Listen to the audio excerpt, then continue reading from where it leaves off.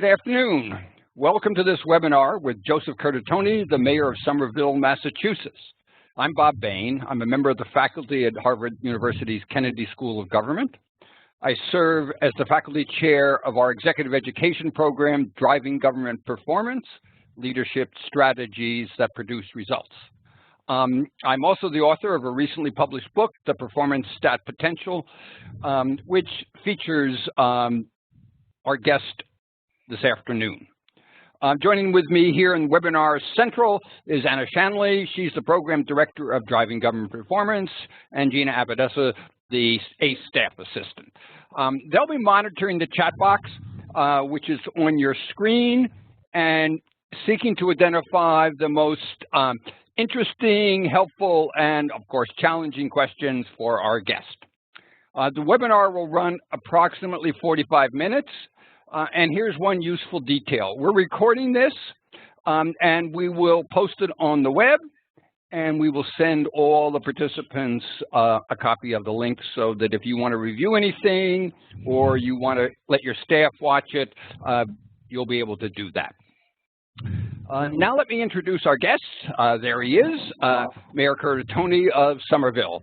The mayor is an alum of Boston College, of the New England School of Law, and also of Harvard's Kennedy School of Government. Full disclosure, the mayor is also a senior fellow at the school's Ash Center for Innovation and Democratic Governance. In Somerville, he first served as a member of the Board of Aldermen. Then in 2003, he was elected mayor.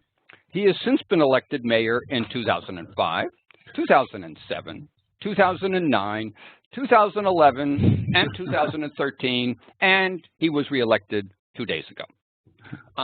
Because all of you out there in webinar land are really good with data, you have figured out that Mayor Curtatone is about to start his 7th two-year term.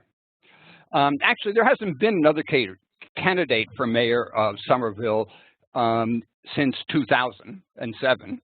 So, Mr. Mayor, you must be doing something right.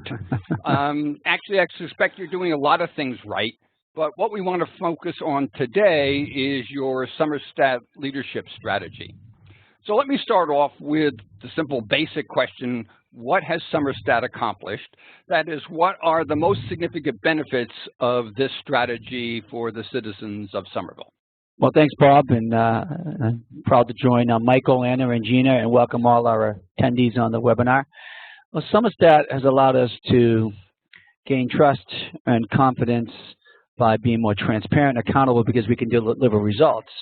We can deliver results, as you know, because we have embodied an approach that has changed a culture, a reactionary culture, a culture that embraces data, utilizes data on a real-time basis to gauge and manage the effectiveness of our programs, our policies, our managers, to hold ourselves accountable, to be probative about with the data before us, and to explore new opportunities to bring new innovation, to enable collaborative creativity, and deliver results. So we've been able to change the culture over time because we took on this approach, and it's important for people to remember that statting is not a fancy technical software program. It's not a computer.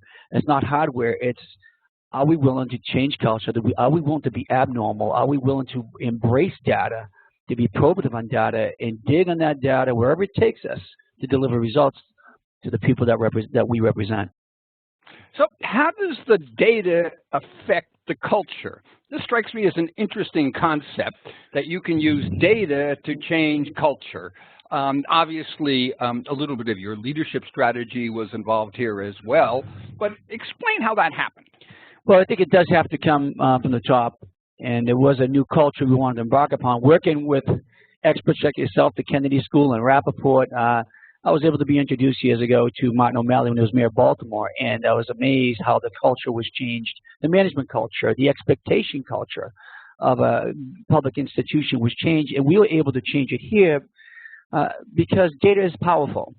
When you look at data and you embrace data, it tells a story. It tells a story of success. It tells the stories of met expectations. It tells us a story of failure, and we own that data, so we own that story and that narrative. But we use it constructively and diagnostically, and we charge our department heads, our agency heads, and each other to own that data, to describe their success, failures, or met expectations. We challenge each other to be probative on that data. So we start to see a behavioral change over time. What was once a bit of resistance to, is this the mayor and the executive part of government looking over my shoulder every moment? Is this going to be a punitive approach to how we should be doing our jobs, to more of a collective strategy to deal with issues before they become organizational problems, more of a collective conversation to think creatively, enable collaborative creativity to unlock opportunities for new programs, policies, and innovation. So over time, we've seen even the hardest working but crustiest of all managers embrace data to advocate for more resources backed by data to enable them to deliver better results, to do their jobs better. But a certain sense of pride amongst the managers, the middle managers, the rank and file that, hey, this data is telling the story of success for us. And the willingness to be more transparent and to gain, and by being more accountable, gain more credibility from the public to take risks on their behalf. Okay, so this is interesting that they were using data not only to manage their own operation, but also to tell their story to the world, tell their story to you, and tell their story in a way that might suggest how resources would flow within the city. At the same time, though I suspect every employee in Somerville can add, subtract, multiply, and divide, the ability to use data to think isn't something that gets taught a lot of places. And so I'd be interested in knowing how you got folks to build the internal analytical capacity, not just the fancy SomerStat analytical capacity, but the analytical capacity of your line managers. How did that work? Well, it's getting people to ask why, right? And how do you get them to do that? And it's certainly important to build the analytical capacity, as you've mentioned, Bob, in your writings, that if we don't have the right people to crunch the numbers, the data just becomes an abstract set of numbers, and it doesn't give us much use. But what we've tried to push and empower everyone from managers to rank and file is that we own this data, empower them to ask why. Why are we succeeding? Why are we far exceeding expectations? Why are we barely meeting expectations of failing? Over time, we've seen that the result is they feel empowered. They feel that this is also an opportunity to engage collaboratively with the mayor, with their senior supervisors or managers, and to be part of a solution. There's a certain sense of satisfaction also from the individual employee in terms of a morale builder, that this is a real powerful tool. So it's not, it doesn't turn on a dime quickly, and it takes a long, persistent commitment from the organization. It has to come from the top in a willingness to put that data in everyone's hands and allow them to be free and abnormal with it, as we like to say. So we've seen that over time result in an eventual evolution of a new culture, a new dynamic in the managerial operations of the city. Well, I've been to a couple of your SomerStat meetings, and I could see where that would happen at the meeting, going back and forth, that eventually people would want to be able to come into the meeting with not only knowing what their data is, but understanding the story that their data tells. So how critical have those meetings been to building this culture? The meetings are essential. It's not only having the meetings, but being consistent about when we had them, starting them on time, ending them on time. There's an expectation that this is part of what we do. We've come to a point now, Bob, in Somerville, and I'm sure it was for Baltimore, that I don't think they could act without those meetings. They're so dependent upon the meeting. They find them so valuable. So the meetings are essential because actually it's the one opportunity many of those people have to interact with me or some of my senior staff, rather than having an occasional department head meeting, which we do for certain trainings, or staff meeting, which might be in reaction to an issue, or again, doesn't have the level of detail and engagement that a SomerStat meeting offers. You talked about Baltimore before, and I know that one of the things that you did early on as mayor is you went to visit what Baltimore was doing. But can you explained to folks who are thinking about creating a version of this strategy, how did you start? You know, it's a good question. It's one that I had. You know, how do we do it? And I remember a story. Martin O'Malley, as we all know, is one of our presidents and has been a great help to cities around the country in starting their staff programs. He said, don't get bogged down too much in the technicalities or what you see when you go to Baltimore. When you go to Baltimore, you remember there's a large room called the War Room, and it was very impressive and somewhat intimidating for a smaller city to go in and say, how do we do this? At the end of the day, we're talking about numbers we all have at our disposal in our own organizations and municipalities. For some of them, we started with whatever we had. Then there was budgetary data because it was much of a paper-driven organization, unlike today, and budgetary data and personnel data. And we put that up on a projector screen. We started doing what Martin O'Malley started doing in Baltimore. And Martin O'Malley then, as a new elected mayor, sat down with all his perspective and new department heads and said, hey, what do you do? And that's what we started doing. What do you do? And we wanted to activity map. We wanted to know every grain of every activity that goes into delivering a particular service. That did a couple of things. Certainly, we knew we had a better sense and appreciation of the demands of the operations on every agency, and also helped us gain initial trust with many employees, especially our rank and file, who actually some would say, well, thank you. It's about time someone wanted to know what we actually do in our job beyond what is described in the budgetary documents. So that began a cultural conversation shift with the rank and file. But Baltimore's experience was an important lesson for us on how to get started. And I would encourage anyone, you start with the data in front of you. You open that data and put everyone in, and you start asking why. And then when you have a passion for curiosity that you start to ignite in your organization, willing to be probative and push on the data, and don't accept the results as a preconceived assumption or that it is actually fact, but to test those assumptions and results, it takes you to places that allows you to do many creative things and deliver better results for the people you serve. I should just point out to the folks out there in webinar land that you've been watching Joe in his office in Somerville City Hall, but the room in which they actually hold their SomerStat meetings is a small conference room that's less than half the size of the room we've been looking at. It's much more intimate. So you don't need the fancy room that some places have created. You just use your standard small conference room, and you set it up beforehand, and then you take it down when you're finished. How does your SomerStat office work? That is, what does the staff do on a daily basis? I think some of the people watching this webinar would like to know, what do people really do? Well, the office has certainly evolved. They certainly conduct and compile a lot of analysis on a daily basis. They also, some have direct reports to them, many of the agencies. But they do a lot to work hand in hand with many of the department heads and agencies. And they do an important job of representing the executive office. When the SomerStat director or member of the team speaks or is working with the department or agency, they know the mayor speaking. That's important because I can't be at every meeting, though I strive to make as many meetings as possible. But I'm briefed daily on the data. I'm briefed daily on the evolution of discussions, progress of discussions and conversations on particular issues. So there's a certain expectation and understanding that the mayor knows what's going on. But on a daily basis, the analysts are not just doing critical analysis on the numbers to dig deep into in terms of understanding what those results or outcomes mean, but they're also exploring opportunities or inferences based on the data we've compiled.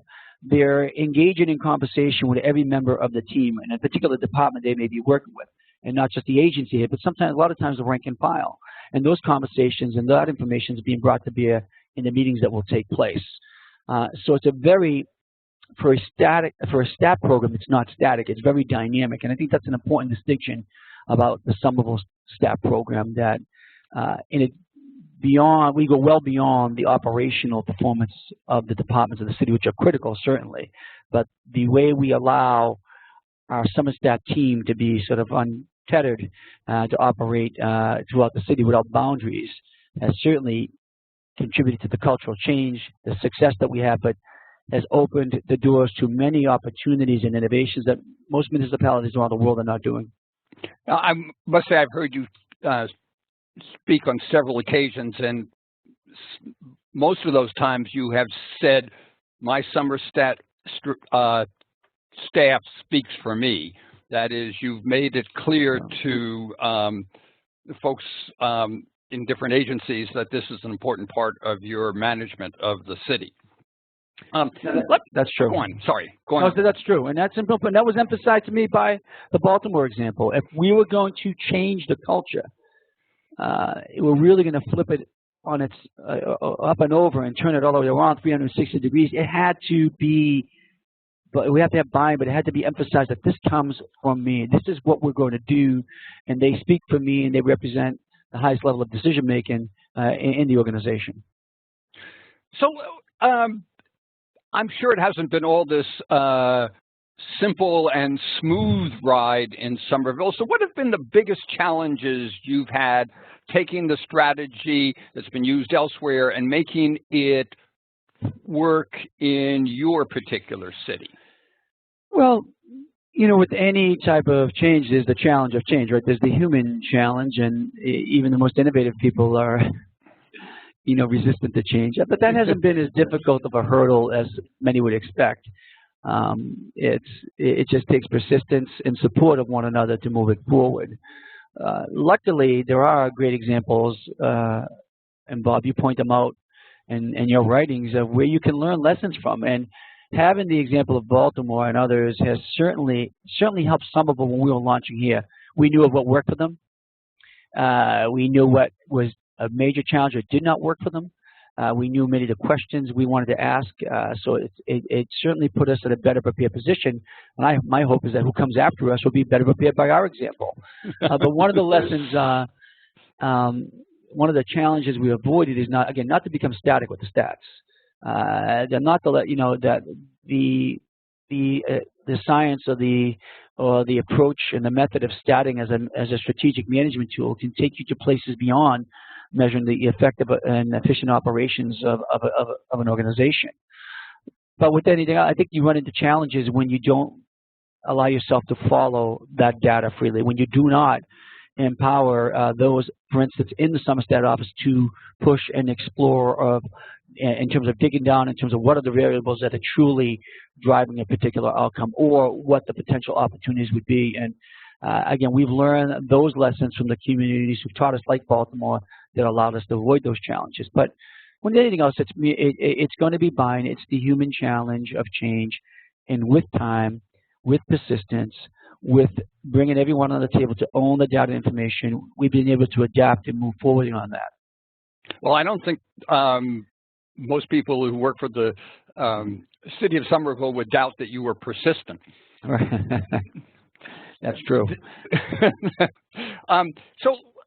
But you've also used, or at least my perception is that you have used your SomerStat strategy to drive innovation in city government. Can you give me a couple examples of particular things that have emerged from SomerStat that have caused you to do things significantly differently or significantly new?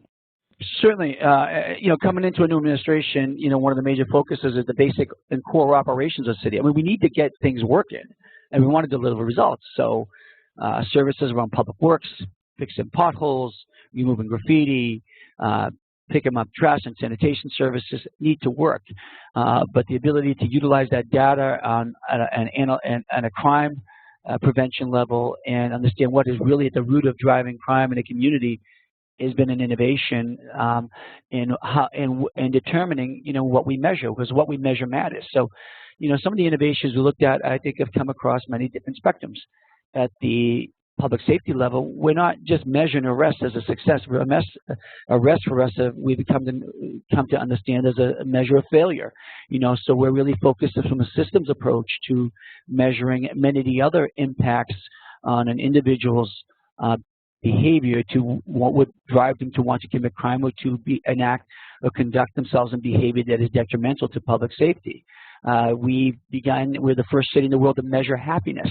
Actually, this will be the 6th year, the 3rd round of surveying to measure happiness as a community, because we wanted to determine as part of our conversations. One, can we create a well-being index? Is there a direct correlation between your satisfaction or dissatisfaction with city services and your subjective happiness, to the point that we could determine, could we really influence and understand whether you viewed the city as a great place to live, work, play, raise a family. We've also focused and been able to explore innovations on the delivery of services, obviously.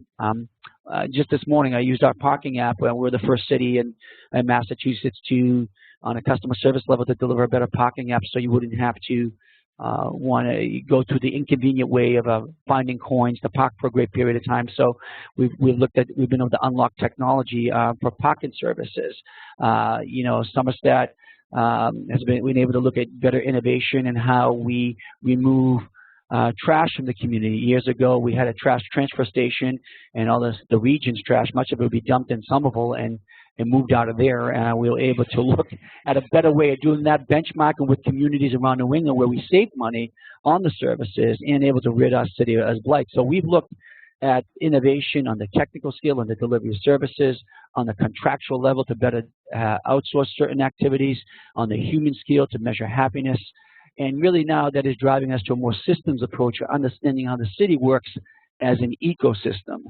Our policies impact systems around transportation, the delivery of public health services, education, public safety, and how can we bring in data to measure those systems so we can intervene at the important leverage points to drive better results for the public. So we've certainly grown organically and evolved away from just measuring how well we deliver the service of filling a pothole, which is still important though today. After the past winter, filling potholes is extremely important.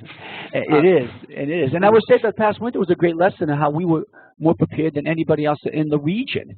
When we got dumped more than 77 feet of snow in 3.5 weeks, Somerville, the Public Works office was filled with analysts and myself, along with the Public Works agencies. And we knew we had to develop, we were forced to develop a new approach in how we measured and how we communicated and how we think about how many times we plow a street and how we were going to remove the snow. And we were able to do it better than anybody else. Is that why we had so much snow in Cambridge? Yeah, I think we dumped some of it there. Actually, we're the only city in Massachusetts, I know, that actually removed snow from every street. Didn't plow, we took it off one of the sides. I've been to only one of your ResiStat meetings. Could you explain what that is? I mean, it's something that you weren't doing at the beginning and you've added as you go along. Sure. Actually, I'll be at my 3rd one this week, which is the season, the ResiStat meeting, which stands for Resident Statistics. We believe in cultivating and gathering data from every possible conduit, whether it's from a 311 customer service line or from talking to a constituent in the street, or in this case, putting the data, performance data, into the hands of the constituents. So we hold strategic meetings around the city, 7, 1 in each ward, which is a political boundary, but it's appropriate in this case. And we'll be on Ward 6 tonight, and we'll share data, and the agenda is shaped by the residents. We have an email list of several thousand people, and people will show up to meetings in advance of the agenda. And tonight we'll share them performance data in terms of how we're doing on crime, on basic city services, on happiness, and we'll ask them and charge them to probe us. Do they really see the results the same way we do?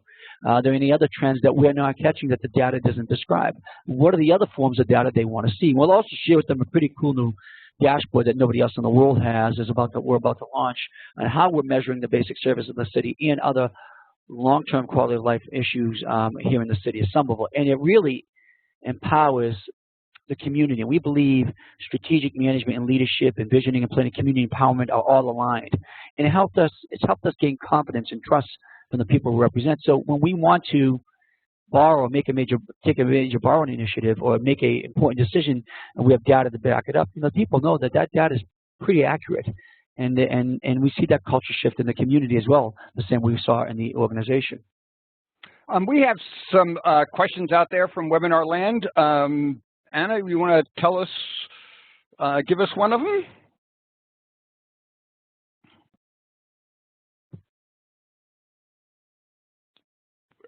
We think Anna's live. Anna, are you live?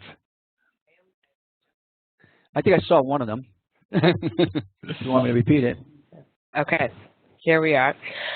All right. In relation to what you had just mentioned in working with other organizations, do you find other organizations' data valuable, and can you also influence their culture? We find any data important and valuable to either confirm and affirm, to test our ideas.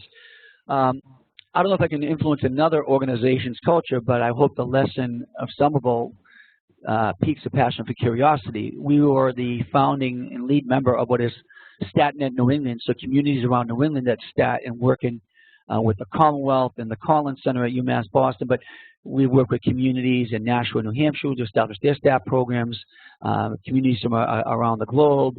And I guess you could influence culture because Baltimore certainly had an influence on my thinking and that experience, and working with the Kennedy School exposing me to that. So my hope is that we all spark a passion for curiosity for other organizations to embrace the approach of utilizing data real time to drive performance results and to unlock opportunity.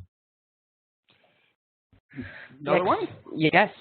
We have many questions from an international audience. So. And we'll go to anywhere we're invited, by the way. Absolutely. And Denmark is your next stop. How does the work generated in preparation for the meetings and as assigned tasks after the meetings not become added work that is seen as in addition to the real work? How do you ensure that SomerStat is aligned with what staff are spending most of their time working on? Well, in general, let me say that that's certainly evolved. Certain analysts have departments they're strategically assigned to. We've gotten away with all the direct reports would pour into this office that work in most cases with analysts and representatives in the SomerStat office. We keep track of not only obviously the data and how we're performing, but many of the ideas and conversations that are evolved in terms, if we're talking about for instance, for example, a particular issue, good or bad, in a department, and it leads to a conversation around, hey, look, if we were able to pass new legislation at the state level on behalf of the city, we can really deliver better outcomes of performance. So that would be a task or an opportunity where we'll assign people to and we'll keep track of. So all these conversations are kept track of. And, the question of does it add more work? Well, certainly the work grows, but the results grow with that work. Well, we hope that it's productive work that doesn't add bureaucratic, more of a bureaucratic level of, suffocating our workers with chasing an idea that's not going to come to fruition. I think what excites them is that we will chase or be probative and curious about the opportunities and ideas that come from the conversation, and we'll embody the tenets of SomerStat. We'll be relentless in our follow-up in pursuit of those ideas and results. So, strategically, I haven't been doing this now for over 10 years. We've been more efficient in how we assign the departments and in the work, but also the meetings. We've even statted our staff department. One of the changes has been in how we conduct stat meetings. They used to be an hour long. We do sort of the speed dating example of stat. We call speed statting. They're 30-minute meetings. They're high performing. We know the agendas.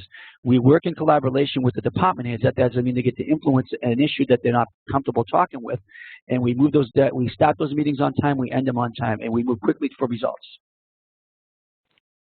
Excellent. Thank you. Also, is it possible to hear about an example of which type of data SomerStat is made up of? I'm sorry, can you repeat that?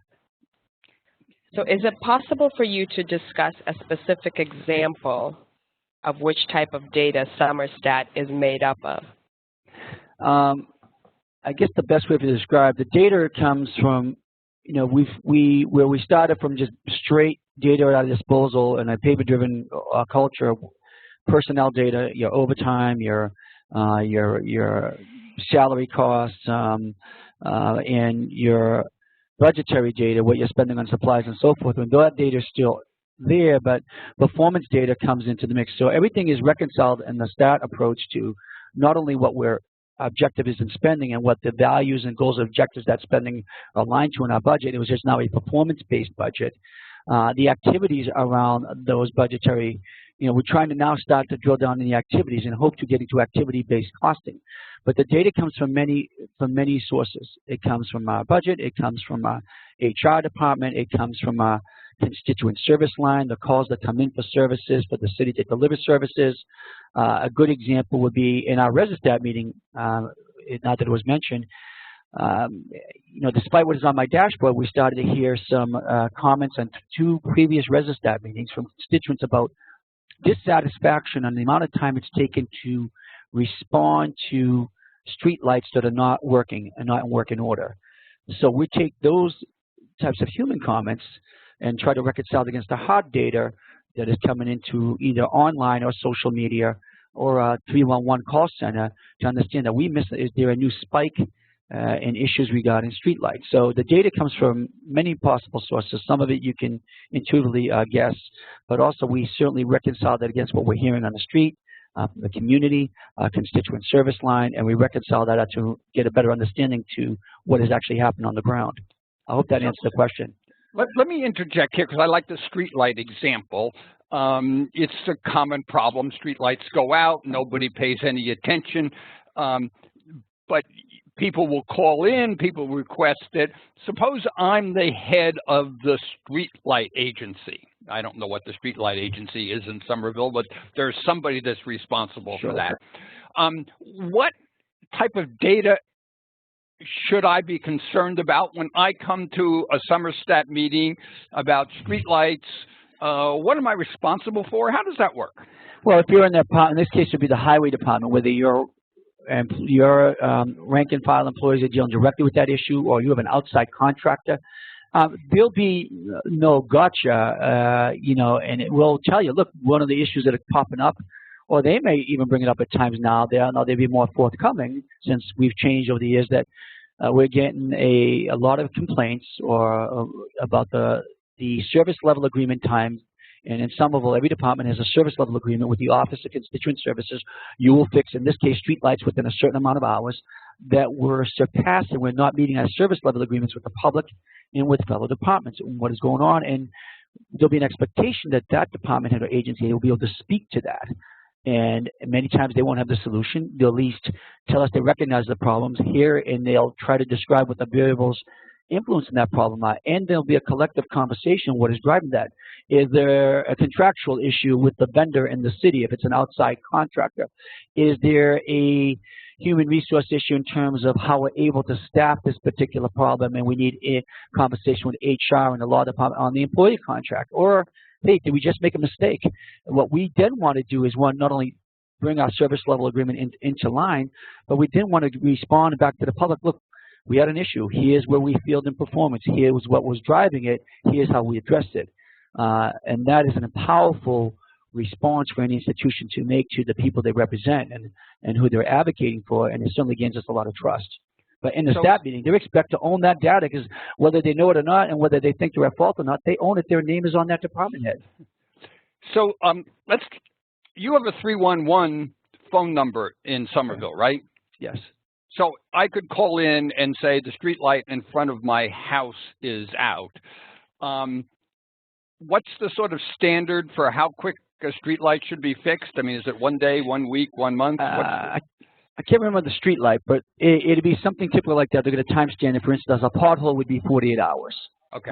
You get a time standard. Yeah, you say, well, get your order, and sometimes you'll use an app or you'll call it in, you'll describe the issue, and there is a basic time service level agreement response with that, yes. So at the SomerStat meeting, then there would be the discussion about whether I was making my service agreement standard, whatever time it was, and I assume then if I wasn't, we'd have a discussion about why I wasn't. Is that a fair statement? The first question we would ask is why. Why are you and why aren't you at this point? Mm-hmm. Okay, and presumably I should be able to answer that, right? Is the head of the streetlight? You should have an answer for that. Yes, that would be strongly recommended coming to the meeting. Okay, so suppose I want to invent some standard bureaucratic answers. My key effective streetlight fixers are have been sick. Or giving if it's a vendor question, my vendor's been paying more attention to streetlights in Boston or Somerville, in Somerville, or more attention in Cambridge or Waltham or something. What's the conversation like then? Well, it's good to have an answer, and the wrong answer would be, I don't know. The answer would be, here, maybe it's not clear, and here's what we're investigating. But, what we do not accept is, well, look, I can't do anything about it because I have employees out. And your answer is actually some answer that we've been given. Or contractors just not performing. Our response is, what have you done to supplement or supplant that work? And we're having an interesting conversation with another, on school maintenance, the maintenance of school buildings, which the city is charged to do. How are we going to supplement the work?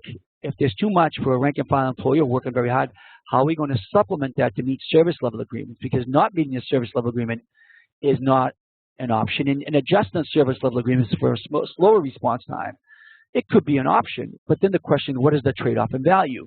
And at least today, what is different, department heads will say, look, I can deliver an SLA to meet what is expected or better, but we'll have to spend a little bit more money. Well, then we have a very common sense or logical conversation to be, well, does that make sense? Is that a good return in value for the taxpayer and for the people to represent, to spend more money to meet the SLA?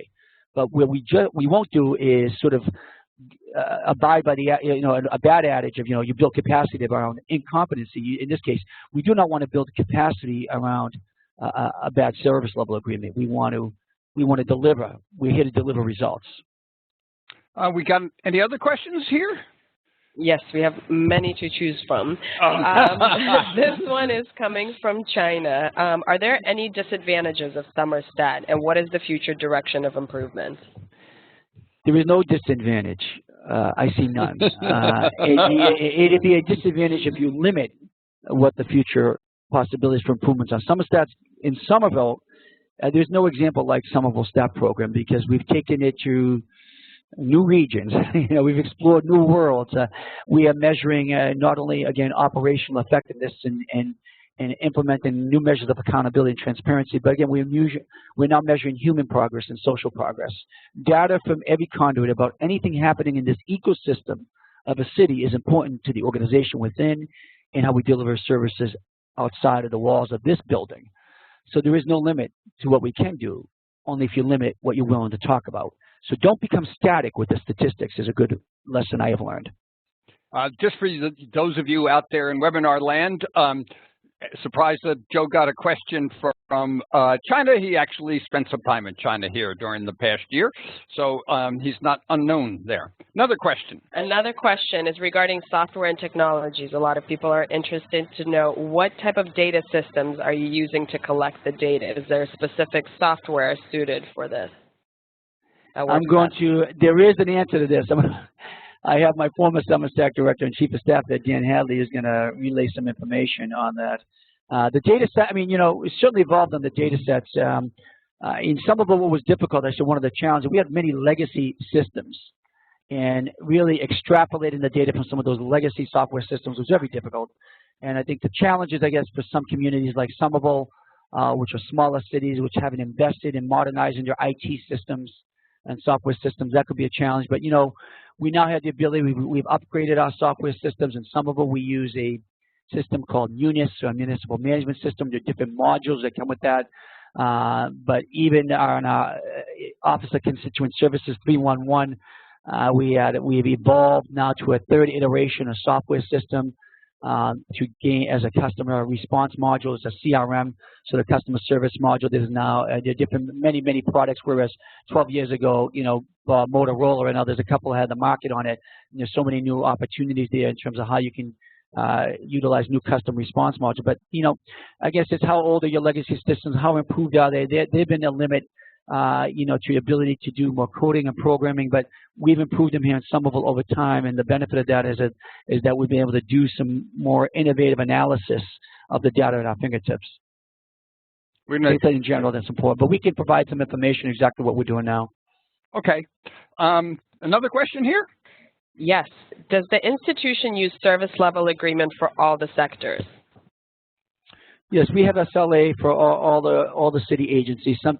We have SLAs that we deliver for the public, and we also have interagency, interdepartment SLAs. If I call the IT department, or any department calls the IT department, the department computer, there's an SLA for that expectation. We're going to deal with a particular service or request within a particular amount of time. Pretty much everything. Excellent. A lot of people are interested in the dashboard that you had mentioned. Can you go into more detail and what it is and how it is expected to improve? It's about to be launched publicly, and actually we can access it. We'll provide a link for everyone on the webinar that you can go to it. And it is a more interactive dashboard. And it's not, we want you to have an interactive experience with our data, and it is very live, unlike some of the static dashboards I'm seeing around cities not too far away from here, Bob. So if you come into the mayor's office, I'm actually speaking. The reason I'm a little distant and to a very large dashboard screen, and the information that is up there, reflects not only the operational data regarding the operational service delivery of the government, but also quality of life data, happiness data. We'll provide a link for everyone on the call, and see if I can do that right now, and you can take a look at it. We're about to launch our 4th or 5th iteration of the city's website pretty soon, which will have this dashboard right up front. Another question. Okay. Let's see. How do you balance indicators that stay the same over time and other measures you introduce and consider over shorter periods of time to avoid becoming static with your statistics as you had mentioned? So I'm going to speak from my perspective, and it's important for everyone on the call to know that I am not an analyst. I'm not even a financial expert. And what drives me on any issue is having a passion for curiosity, and what I ask everyone to be in this organization is to be abnormal. So what helps me avoid becoming static is being curious and abnormal, being probative, not accepting the indicators, asking questions of what are the variables or indicators we can adopt. Do they make sense today? Some do have to stay static. So I think as an organization, it's really an approach and a mindset we've adopted over time. At least I can speak from my perspective. An analyst in the organization might give you a more technical answer to that, but as the CEO of this organization, that's how I approach it. In relation to, there are lots of questions in relation of how did you convince your staff to be on board with SomerStat. Can you provide any examples of people who were resistant in the past and became converts, quote unquote? Well, let me give you an example that I exposed my staff to. Bob Behn mentioned when I was elected mayor in 2003, before I was sworn in, I flew dozens of prospective department heads and managers, agency representatives who are going to work in my new administration down to Baltimore, because I want them to see the culture that was in Baltimore. I wanted them to meet their counterparts in their agencies in that city and talk to them. And I remember a conversation with the sanitation director to some of my DPW managers who are still with me, most of them, and he said, when I became the sanitation director and Staten came in, I was very reluctant. I found it as a tribunal. I was very resistant, but I've leveraged that. I've embraced it. And he said, listen, I'm not an analytical expert. I've never been on data, but to use data to tell our story, to use data to advocate for more resources and investment in my department for the results I could deliver, he found to be very powerful. And I thought that started to pique an interest in the people coming to work for me and in the organization, because I wanted them to understand that this is what we needed to grow to. It wasn't going to happen overnight, but we needed to be committed and curious about growing there if you're going to be part of the team. And over time, I've seen that. So that was a good story of a resistance we saw in Baltimore, but also locally.